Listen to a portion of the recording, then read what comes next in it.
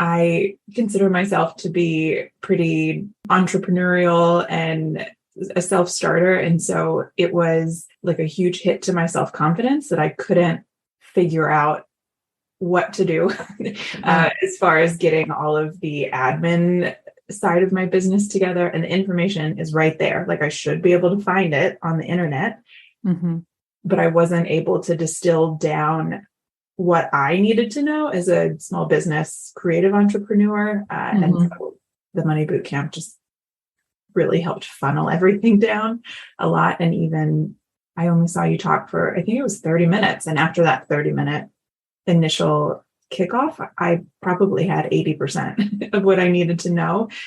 That's how basic the building blocks that I was missing were.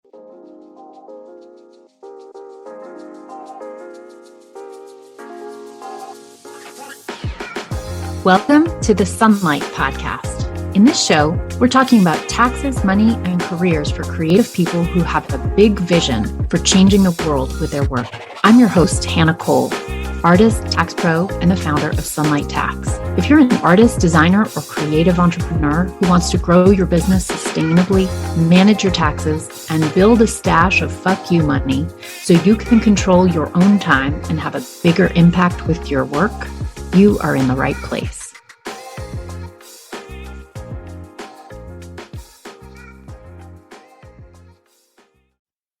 Hi, Gretchen. Hi. There we are. Can you introduce yourself to me? Can you tell me your name and pronouns and just a little bit about the creative work that you do? Sure. My name is Gretchen Carder, and I'm the owner of Good Quilt. I'm a quilter, as the name implies. Pronouns are she and her. Yeah, I live in Virginia. My background is graphic design, and I've transitioned into textiles recently. Beautiful. Very cool. When it comes to organizing your taxes and money, can you tell me what was the biggest challenge, frustration, obstacle that you have experienced? Everything is how much time do you have? I think what really resonated with me is I was listening to a talk that I attended with you, and I think you said Google's great, but there's too much and not enough information online, or I'm paraphrasing what you said.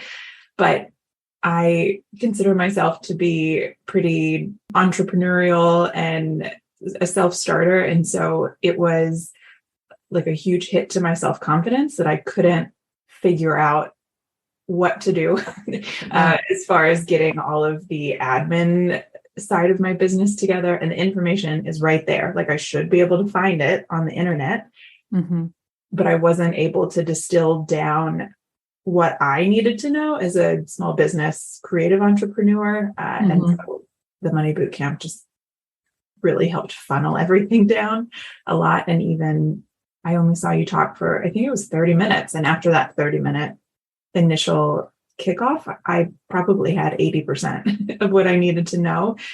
That's how basic the building blocks that I was missing were. Yeah. Well, I mean, just to say for anybody who's listening to this, that like there's no tax education in this country. I think we all feel terrible about the fact that we don't know how this stuff works, but it's by design. I mean, as cynical as that is, like it's not you, it's the system. Cool. So I'm curious what led you to actually join to purchase Money Bootcamp? Yeah, I attended the Tools of the Trade conference that you spoke at. And it was really serendipitous because that week was the end of February, if I remember correctly. And I knew that my taxes were coming up. My husband does their taxes, and he had started asking me for stuff. And I knew I had to sit down and just calculate things and pull together my receipts and like even income that I had from the previous year. And I procrastinated for a really long time, and I finally sat down to pull it together, and I just cried because I had no idea where to start. And then I listened to your talk, and like during the talk, I cried because again, but like happy tears because someone was finally explaining it to me. I cry a lot. Like it's my like stress response and my like relief response. So but those were the bookends of my week. Was Monday started terribly. And then I think Thursday is when you talked. So hearing that quick intro, I knew that I needed more help. Mm-hmm. And the fact that there was someone who was finally, teaching artists how to do stuff, I knew that I needed to get into Money Bootcamp. And so we had a discussion over dinner and pulled money from our personal budget so that I had the tuition in order to attend, and started pretty much immediately, and was able to get things straight enough that I could file my 2021 taxes. I just blew through the coursework pretty quickly. Oh, awesome. Yeah. That is so cool to hear. So I'm curious, can you describe kind of like what it looked like before you joined? I mean, you mentioned crying but can you mention kind of like visually what that looked like or what it felt like for you? I did have a separate email account, and I did have a separate bank account. Mm-hmm. But everything, I would just get these transaction statements or, PayPal receipts or all sorts of stuff that would just come into my email, and then I would not do anything with them. So it looked like a bunch of unread notifications that I thought I'll deal with this a little bit later. Yeah, it was just something that I didn't want to think about. Yeah. And slightly unrelated, but when I did finally all pull the numbers together and looked at what my income was for the year, I knew that my first year in business, I was going to take a little bit of a hit or a little bit of a loss, but it has inspired me to change some things about my pricing and just get more serious about what it looks like to run a business. I want to be serious about it, so I need to take it seriously. Oh, I love that. Thank you. So can I dig into that a little bit more?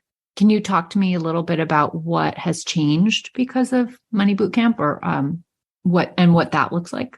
Yeah, I've changed my pricing, increased all my prices, and started keeping better track of how many hours I spend on things, so that I can compare and make sure that my prices are where they need to be. Mm-hmm. They're probably still not there, to be totally transparent, but I'll get there. I also, in a recent podcast, you talked about how you don't offer friends and family discounts, which I think I'm going to take a page out of your book, because I was offering way too many discounts to friends and family, which is maybe okay when you first start up, but now it's really cutting in to my profit or just income in general. Mm-hmm. It also, for me, has allowed me to decide that I don't think I belong at art and craft shows. It's too much of an investment. I'm not selling enough to make it worth it to attend those. And so I've focused to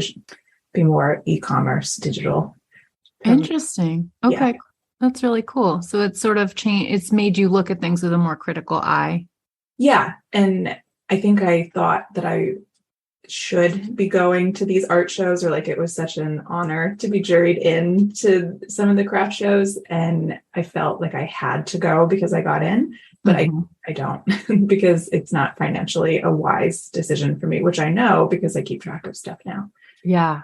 Oh gosh, that's so interesting. I should do a whole episode on that, because I do think that the art and craft world plays a lot on prestige as payment, but not dollars. And that's a real issue. So that's awesome. Also, congrats to you, because it's hard to say no to prestige. But I can't afford it.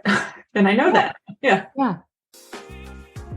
Hey, I'm interrupting this episode of the Sunlight Podcast to tell you about a class that I'm giving that's free to help you organize for taxes and grow that giant pile of FU money. It'll help you understand your taxes and fortify your business. I'm going to talk about the mistakes that every creative person makes when it comes to their business. And I'm going to talk about some steps in the framework that I use in my programs that will help you get yourself organized, understand your situation better, and get your head right about growing a pile of fuck you money. It comes in the packaging of a very creative, friendly space. It's a safe space with no jargon. I make no assumptions about you having any financial knowledge beforehand. So you can just come as you are, feel safe, and learn what you want to learn. Register for the class. It's free at go.sunlighttax.com/register. So tell me where you feel the biggest impact and what that looks like for you. I'm just curious. So when it comes to bookkeeping, I'm not perfect. Again, I'm a work in progress, but I feel like I have permission to take time away from sewing to do my bookkeeping or to go through all the QuickBook transactions. It's about every other week. Probably it should be every week, but I'll get there. And so I get myself a nice cup of coffee or a really nice breakfast and treat it more like a self-care hour. Yeah. I love that. Yeah. Which it never was before. So, and even before we just got on this call, I had a 15-minute window. And so I went and filed my quarterly estimated taxes, And I did it in 15 minutes. Like I had all the information where it needed to be. I knew what website to go to, and done. Delightful. Before the deadline. And before the deadline. Right. Oh, beautiful. That's so cool. I love that. That's very cool. And do you find that system of kind of like clearing the space and like making it feel like self-care, do you feel that you have less anxiety about the actual like sitting down to do your bookkeeping? For sure. Yeah. That's wonderful. I feel fulfillment just right there. So I'm curious if you had certain goals when you were joining the program, like what you wanted to accomplish or experience in your time in the program. I think I wanted to make my husband's life easier because he does file our taxes. So that was the goal, to not be a mess for him because he's pretty together on all of that. So to save my marriage. I'm just kidding. But it's well, no, I know how that goes down though. I've been there. Yeah. Just to make his life just that much easier. And then I had mentioned earlier, I want to make this a full-time career, and I'm not going to be able to do that unless I'm taking it seriously. So my goal was to get some goals at least, or to understand how I'm going to contribute financially to my household, and like whether or not I have to go get a real job. I shouldn't even say real job because that's not what it is, but like a corporate job, I guess, or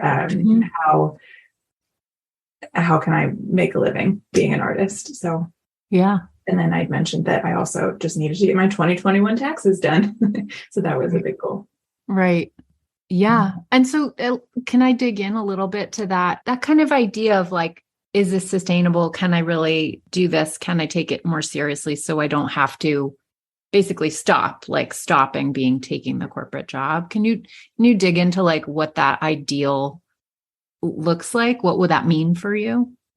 Yeah, that's a really good question. I still am trying to understand that. I was just like a quick history. I was really bought into being a corporate graphic designer. Like it was part of my identity. I was really proud of the company that I worked for, and I ran a small department that I was really proud of. And when COVID hit, they laid off my entire team via email. Like they didn't even call me. And so, when that happened, I just decided that I wasn't going to ever go back to anything that resembled the role that I was in previously. And I've always toyed with the idea of being an artist, but I just didn't know how to do that. Yeah. And so that's what I'm trying to figure out is I have a number that I know that I need to hit so that I can contribute to my household in a financially meaningful way. And so right now I'm just trying to get to that number and improve sales and make sure that all of my deductions are accounted for, because that's a big part of it. And for sure, make sure that I know now with bookkeeping how close I am to that goal. So as the quarters of the year sort of unfold, I know where I am in relationship to that number that I have to hit. That's wonderful. Very cool. Can you tell me what the most valuable part of Money Bootcamp has been to you? I think it's small, but like that deductions worksheet was just a really helpful visual guide because it was so specific to what I was doing that I hadn't been able to find anything that was like that specific to artists. So that was like my initial first awesome takeaway, which I think is a free resource, right? It's not even. It is a Money Bootcamp. Yeah, it is. It's free. And you probably won't want to say this on the podcast, but the tuition made me take Money Bootcamp seriously. I think I felt differently about completing the coursework because I had invested so much personal money in the tuition that it just felt a little more serious to me. And yeah, just those like handouts, I still reference them all the time, and having it all in one place was great. I would love a book, but I think the videos are probably a better way to teach that than reading. Okay. I want to be respectful of your time. We're kind of there. So just for the sake of the podcast here, let me ask you, how can people find you, Gretchen? Oh, yeah. So my website, it's goodquilt.store is the URL. I'm also on Instagram at Good Quilt Co. C-O. And yeah, I post occasionally. Website's probably more recent work. Wonderful. That is fantastic. And I do hope that people will check out your work because it is so incredibly beautiful. Who is your audience for your work? I'm just curious, who's the right person? Yeah, I think that my audience has a grandmother or an aunt or someone in their family that used to quilt, but the art has been lost. And so there's a sentimental tie to quilt and to textiles.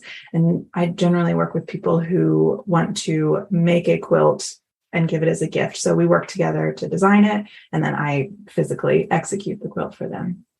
Oh, that's really interesting to know that it is kind of you kind of do it with the person's vision who's coming there. Yep. Very cool. That is so cool, Gretchen. Wow. Okay. Well, the last thing I just want to ask you just before we end is there anything at all that we did not touch on that you think is important for me to know? I want you to come on tour. I want to buy tickets to a live event. I'm really glad that you started the podcast. I'm a big podcast person, so I haven't listened to all of them yet, but I will be looking out for that. And yeah, I'm one of your 1,000 fans that Seth Godin talks about. So if you ever need anything, let me know. Oh, I love that. I'm a true believer. Thank you so much. I really appreciate that. Well, thank you so much. Thanks for sharing about your really beautiful, incredible work. And thank you for this feedback. That is super helpful for me. I appreciate it and your time. Hey, I'm interrupting this episode of the Sunlight Podcast to tell you about a class that I'm giving that's free to help you organize for taxes and grow that giant pile of FU money. It'll help you understand your taxes and fortify your business. I'm going to talk about the mistakes that every creative person makes when it comes to their business.